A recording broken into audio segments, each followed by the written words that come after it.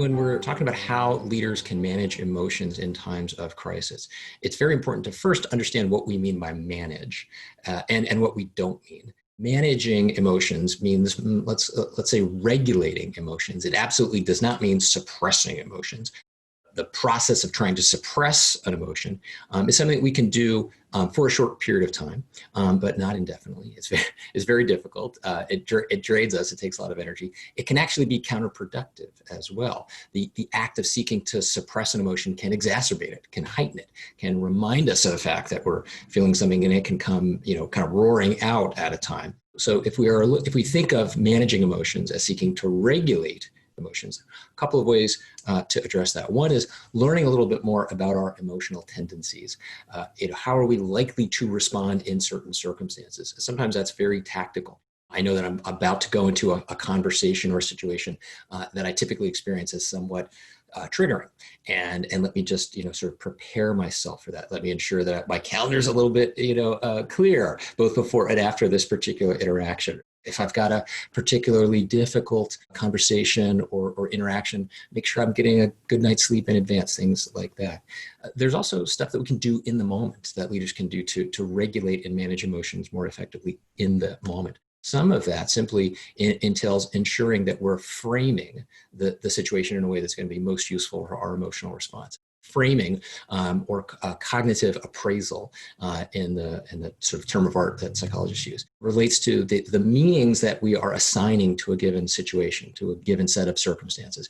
Am I assuming that this is going to be a hostile interaction? This is going to be contentious? And if so, what am I basing that on? Is that necessarily accurate, or am I just making some assumptions here? A more common term that we use in my field as an executive coach is mental models. The mental models are basically the set of assumptions that we make about the world around us to help us make sense of the world and navigate it more effectively. These models are largely accurate. That's how we get through the day, and they're less accurate in certain circumstances. They're less accurate under stress.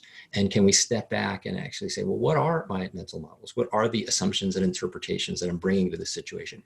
And if they're not useful, can I reframe the situation? And then we can take a number of steps to build our capacity to regulate emotion over time. The cheesy acronym that I use in my class at the GSB is MESSY, MESS. If we can commit to a mindfulness practice, and meditation is the single most effective kind of tool in that regard. There are a number of other ways to pursue mindfulness, going on a reflective walk, some forms of exercise. E for exercise, if we can get some consistent, regular physical activity. S for sleep.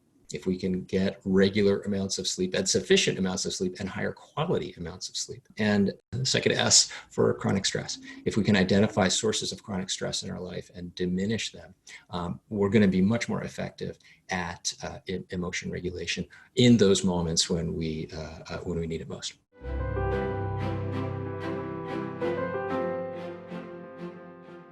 So under stressful conditions like those that we're living on a day-to-day basis in the COVID-19 era, we often experience what's known as a threat response, or a fight, flight, or freeze response. And under those conditions, one of the ways that manifests itself is this a sense of urgency, the need to hurry up. And although in certain circumstances, that's actually quite useful, because obviously we evolved this response in a way to help us survive. The dilemma is that, very rarely these days do we experience a literal threat to our physical safety that requires an immediate physical response. We often experience a situation that we interpret as a threat to our physical safety, and we speed up in response to it. And that speed, that sense of urgency, is actually counterproductive. So the impulse to hurry should, I think, often be interpreted as a signal to slow down. If we can train ourselves to interrogate that sense of urgency and ask ourselves, is that really useful here? Is it really going to be helpful here? Or is it going to spur me to potentially some counterproductive action? And remind ourselves to slow down and assess what's happening a little bit more deliberately. We're likely to navigate the situation more effectively.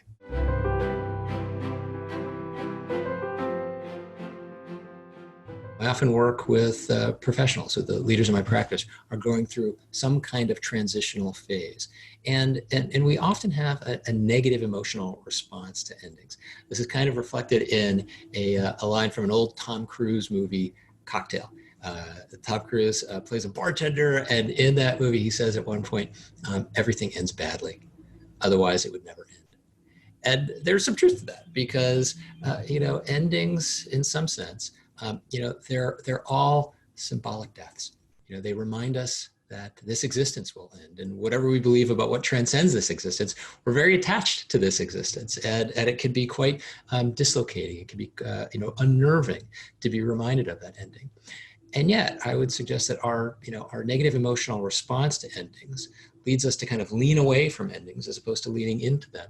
And we thus miss opportunities to practice, to really gain something from each ending and learn something from it that would help us prepare for the much larger series of endings that we will encounter over the rest of our lives. I'm reminded of a line from Nietzsche that also seems very relevant here. The end of a melody is not its goal. Nonetheless, had the melody not reached its end, it would not have attained its goal either. And I think that's true for every experience we find ourselves in. It's true for the course that I teach. The end of the class is not the point, but if we hadn't reached the end, we wouldn't have gained the experience. It's true for the students that I work with. The end of graduate school is not the point, but if they didn't reach the end, they wouldn't have achieved the goal. And I think we can apply that in a much larger philosophical or even spiritual sense to our lives. Obviously, the point of a life is not to reach the ending.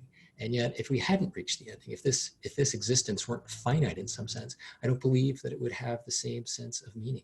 So I believe that it's important for us to acknowledge the finite nature of all experience, and in some sense, recognize and lean into the very uncomfortable, unnerving emotions that stirs up, in part because it's good practice. It helps us extract something that we can learn from, it helps us learn something from every experience that ends in a way of preparing us for the larger endings that are to come.